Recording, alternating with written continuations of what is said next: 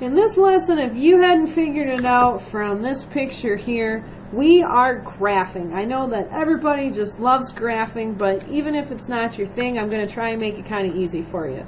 So we're going to review a bunch of things really quick. First of all is we are going to do a quick review of the coordinate plane. Remember, on the coordinate plane, the left to right bold line is called the x-axis. Positives are on the right and negatives are on the left. And then the big bold line that goes up and down is called our y-axis. Positives are at the top and negatives are at the bottom. When you graph a point, every point is written as x comma y. Again, x goes from left to right and y goes up and down. So for example, if I asked you to graph the point 3 comma 2, what I would do is I would start in the center, and then I would count over 1, 2, 3 lines, and up 1, 2, and then I would put a dot.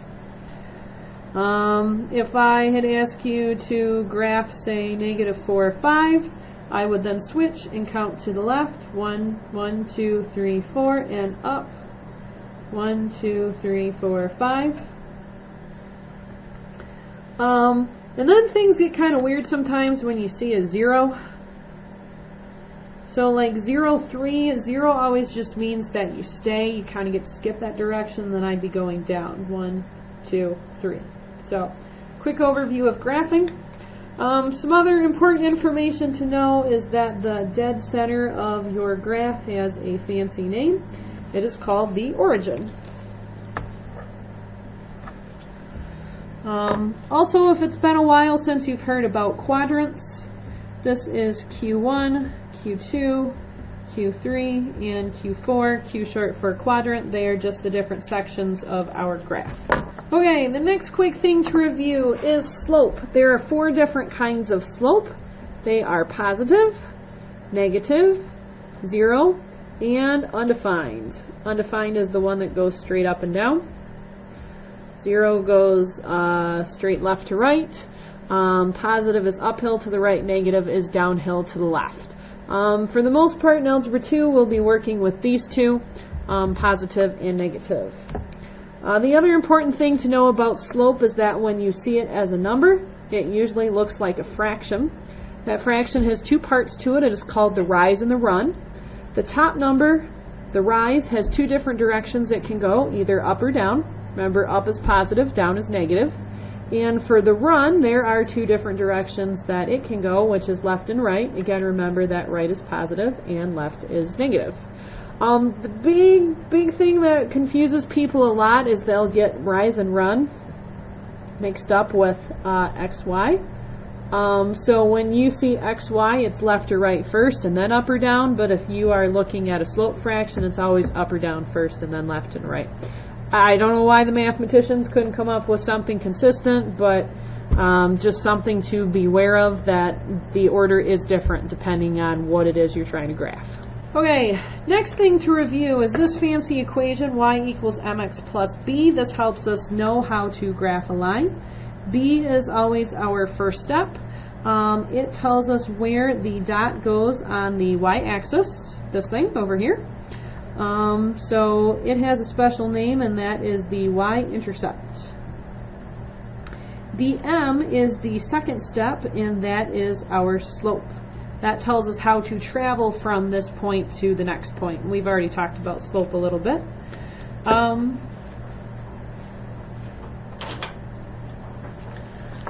So just a couple examples of identifying the slope and the y-intercept. So if you saw this, y equals 1/6 x minus 5, this would be your y-intercept, negative 5, and the 1/6 is your slope. Sometimes, though, your slope is not written in a fraction, and if that is the case, it's pretty easy to change it into a fraction. You just create a fraction line, and then you draw a 1 underneath. So now we have slope of 3 over 1 and y-intercept of 4. Sometimes your slope is completely missing. So if you saw something like this where there is absolutely no slope at all, we could give it a slope because we know that anytime we see a letter without a number, we just put a 1 in front. And we learned from before that if you're missing a number on the bottom, we just put a 1. So slope for this one would be 1 over 1, and the y-intercept is 2. Now where things get really crazy is, let's say you were to see something like this, and there's no y-intercept. Well, if we end up not having a y-intercept, we can still give it 1, because it's invisible. It's just 0, so we just write it in. So y-intercept, slope. Okay, we are now actually going to start graphing some lines. The first one we're going to graph is y equals 1/5 x minus 2. Remember that the first step is just a dot on the y-axis, or the up or down line. Because that is -2, we're going to start at the center and count down 2 and then put a dot. Then to go to my next step, the slope. Remember, slope is rise, up or down, over run, left or right.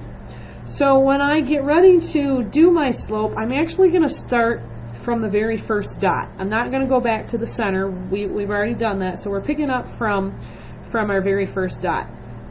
And since I have a +1 over a +5, +1 means I'm going to go up, and +5 means I'm going to go right, and then I'll just connect the dots, and there's my line.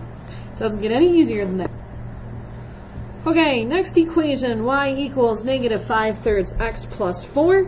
4 is the number at the end. That's going to be my y-intercept. So again, I'm going to start at 0, and I'm going to count up 1, 2, 3, 4, and put a dot.